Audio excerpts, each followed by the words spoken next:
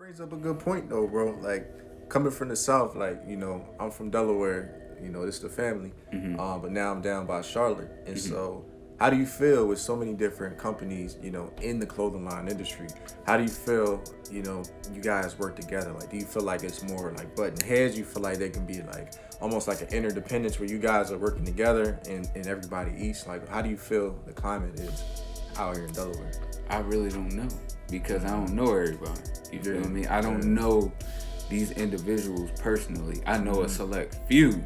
You know what I'm saying? Like a couple of the brands that I name, I know them personally, individually. You know what I'm saying? On that type time, but as far as like everybody else, I'm not sure because even though Delaware is small, Delaware is it's congested, you feel me? And don't nobody really want to be, I don't want to be in the public eye, you know what I'm saying? Like, I got a lane, and my lane is my lane, you feel me? I'm not trying to cross in nobody else's lane. I don't think nobody else trying to cross in my lane, you feel me? Like, my shit is strictly embroidered, you know what I mean? I feel like if you buy for longevity, then, your shit gotta last, you know what I mean? So that's why my shit is all embroidery. And, when they get the product, I always check, hey, how did everything fit? Everything good? If it's not, then, you can return it, so on and so forth. But I can't really necessarily speak for everybody else because I don't know their process. Right. You know what I mean? I think one of the biggest things for me is when I find myself focusing on what somebody else is doing, I'm counteractive. I can't move. You know what I'm saying? Because I'm too focused on what's progressing them. Right. And if I'm not able to duplicate that shit, then I gotta maximize it in some way, somehow. You know what I mean? So that's good. I ain't been focusing on, what else, what everybody else is doing. I'm just in my lane, bro. I'm doing what I gotta do. And it's enough for everybody out here. That's the truth, man. I mean, now we're able to utilize technology. Like we talk about it a lot.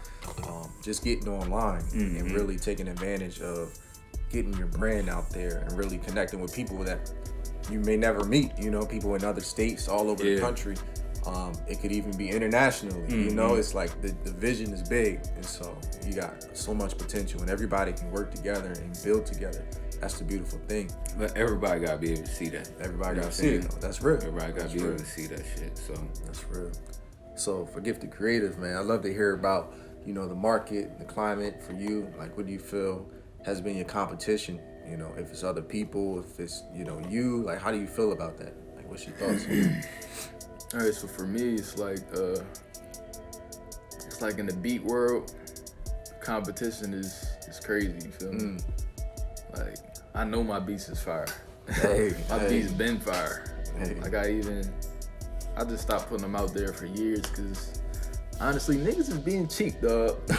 These rappers out here, they out here flexing jewelry, they paying for the goddamn music video, they paying for everything else. But when it comes to the beat, which is such an important part of a song, especially in this era, it's like, nigga, you're not getting that for free, dog. They gotta have some type of value exchange. Like, if you got following, you know what I'm saying? I might slide you the first one for the low or for free. Yeah. You know what I'm saying? Just the network type shit and build together.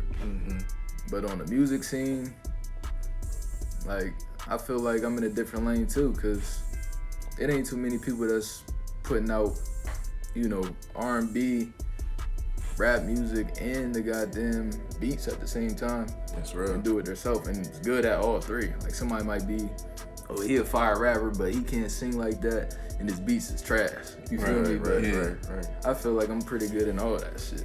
That's dope. You feel me? That's dope. And I've been getting some looks on the music scene, but just with the beats, it's just like,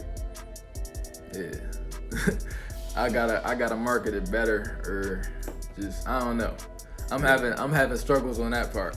Gotcha. I want to get it out there. That's why I started that takeover challenge, but ain't nobody do it. Oh man. It's like, all right, did I set the bar too high, or just not feeling the beat, or what's going on? No shade. Like, hey, I got the beat on YouTube. #takeover challenge, y'all.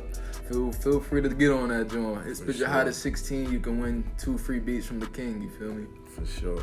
No, that's dope, man. That's dope. So just to kind of move forward, like, you know, Henny Blanko, for example, like, we want to know about your story. Like, you know, what made you know, to want to become an entrepreneur, to take on an endeavor of building your own clothing line. Like, we love to hear that story and just a little bit more. Man, Henny Blanko with a K is a whole nother person. Hey, dog. with a K. That's a K, y'all. That's a whole with a K. Make sure y'all know that. Yeah, that's a whole nother person, dog. Like, you know, I said earlier, I grew up in Newcastle. You know what I mean? I feel like I've literally been through everything. You know what I'm saying? Like, like I told you, I lived over in the city, and then I lived over in Kimberton. When I was in Kimberton, that's when I lost my first friend. You feel me? At a young age, I'm still in, like, I don't even remember what school I was going to. But I was young as shit, you know what I mean? Lost my first friend there. I come back to Newcastle. I'm in Dunleaf. You know what I mean? That's where I'm from. I'm from Dunleaf. And it got worse. You know what I mean? Like, everybody that I grew up with, it's like, God damn, where y'all at now? You feel me? Where the fuck are y'all at now? And like, you know, I've been, you know, the house been shot up. You know what I'm saying? Like, my house was the, you know, like the trap house. You feel me? Man, like, shit, you remember?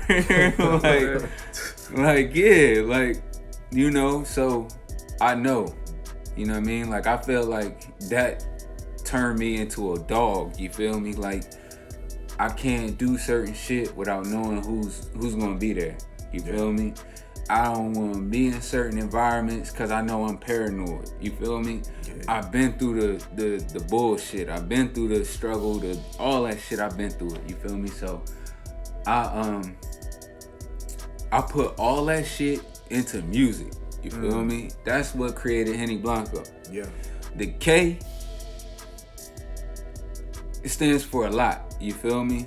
But Henny Blanko, the reason why that name came about is because I'm smooth. Like, I'm cool. You know what I'm saying? I'm cool. You feel me? I don't bother nobody. For sure. But, you know, at the end of the day, you can get fucked up. You know what I'm saying? Like, it ain't sweet. Some way, somehow, like, you know what I mean? Individuals be tapped in. So, it was just like that came about, and I utilized music to filter my depression. You know what I'm saying? I used it to get by, because if I didn't, then if I'm not under the jail, then I'm in the grave somewhere. You feel me? At that particular time in life, cause shit was just dirty. You feel me? It was just crazy for a while. And like 2019, when the clothes came about, like, I kind of was done with the Blanko type time. You feel me? Yeah. And like, I'm more so like, nigga, I'm me. You know what I'm saying? I'm Drew. I'm Henny Blanko. I'm all that shit in one. But I'm me at the end of the day. You know what I'm saying? Yeah. I make clothes. I ball. I make music. You know what I'm saying? I'm a creator at heart. You feel me? Any and everything I do, I'm good at it, as long as I can see it. You feel me? Done before me. I can do that shit. And the clothes was something that I seen it done before me, and I was like, shit, I'm tall, I'm 6'3", but I'm a skinny dude, you feel me? So certain clothes wouldn't necessarily fit correctly. I'm like, shit, let me get into this, you know what I'm saying? It started with t-shirts. I'm like, well, let me make a t-shirt that's gonna fit me, slim fit, you know what I'm saying? So started with that, then it led on to, you know, like sweatsuits and shit like that in the wintertime. And now, like, I don't really even be focused on the winter, because I put so much emphasis on not the winter. I don't focus on the summer because I put so much emphasis on the winter time with the sweatsuits that I'm like, you know, like that's my shit. I like sweatsuits. I'm a bald nigga, you feel me? I'm not wearing jeans to the game. I'm wearing a sweatsuit. Right. You feel me? Right. So that's what I focus on. You know what I'm saying? But that's, you know, that's just a little backstory from me. That's dope, man. I think a lot of people can relate to it and appreciate it. To see how it really molded you and built you into an entrepreneur. Yeah, you built resilience and, you know, headstrong, you know. So it's a lot of pain, bro. It's a lot of pain, and I think, like, in not to be super long-winded, but like the depression, right? You say headstrong. Depression can be used in a few different ways. You know what I'm saying? My depression makes me sad and angry. You feel me? So when I'm angry, I choose to be smart about what I'm doing, because I know if I do this shit, I cannot come back from this. Or if I come back from this, I'm gonna look like a fucking fool. You feel me? So you can be like, I think right now in this time where everybody is using like depression as a clutch, because everybody goes through it in some shape, form, or fashion. You feel me? Right. But they don't choose to be strong about it. You know what I'm saying? It's a mental thing. You gotta be able to see the outcome. Right. You know what I mean? So my little advice for y'all out there, like, if you're going through depression, choose the hardest way that you can possibly think of it out, because when you come out of it, you're not getting ready to go back into depression the same way, if as easy as you once would before. You know what I mean? So just go through it. You know what I mean? Go through every emotion. Like Nip said, you know what I mean? Nip said he been through every emotion. Go through all of that shit, and then when you come out of it, come out like a dog. You know what I mean? That's right. Hungry. I appreciate that. So we love to hear about King Jews. You know, we want a little bit of background story on what really made you, you know, how you became gifted creative. Just a little background. I mean, it's a lot of pain involved, you know, kind of like what Drew was saying, you know what I mean? And I really just had to take a step back and, you know, acknowledge shit for what it was and just take things a day at a time, you know what I mean? Like, shit been tough, you know what I mean? Like, last couple years, and I just made a lot of music that's gonna reflect that. You feel me? From just family being split, or, you know, co-parenting situation, to financial situations and shit, heartbreak, nigga. Yeah. That's some of the worst. You feel me?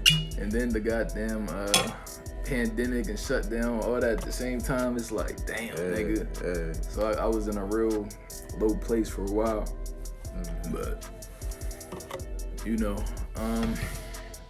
what was the question again? But yeah, just really your story, man. Like how, you know, you handle these situations, like how it really molded you, and what it, you know, how it turned you into King Jews. Like, you a king outside of all that happened to you. Like, just tell people a little bit about that.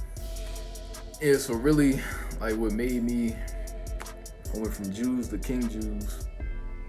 You know what I'm saying? Just getting through those struggles, just through that shit. Like, you had to have a certain mentality. You gotta handle shit a certain way to get through it. You feel me? That's real. If you don't, you're gonna sink. It's like either you're gonna sink or you're gonna swim. Right. And that nigga was taking deep strides, nigga. Facts. Facts. That's the only way you're gonna get to the top. Yeah. And, but yeah, man, we kings. You feel me? So I just put that together. King, Jews, that's my initials. Right. You know what I mean? My whole government. John, 2 middle names, Shepherd. The real fans is gonna find out. E.W, you feel me?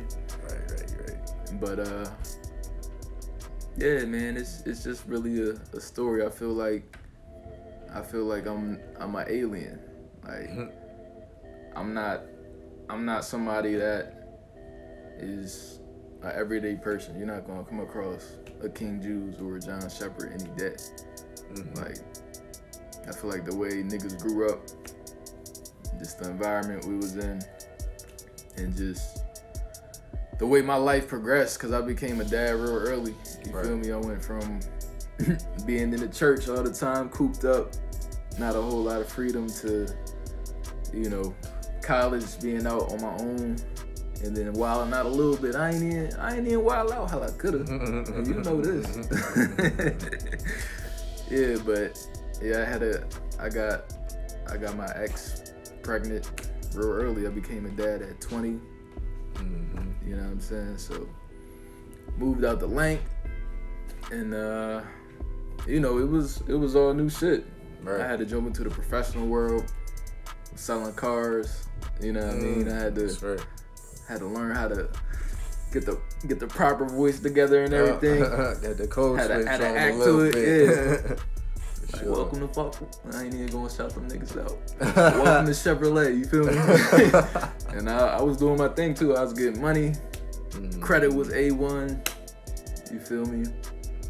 But you know, things took a turn for the worse. But shit is coming back up. You feel me? Right.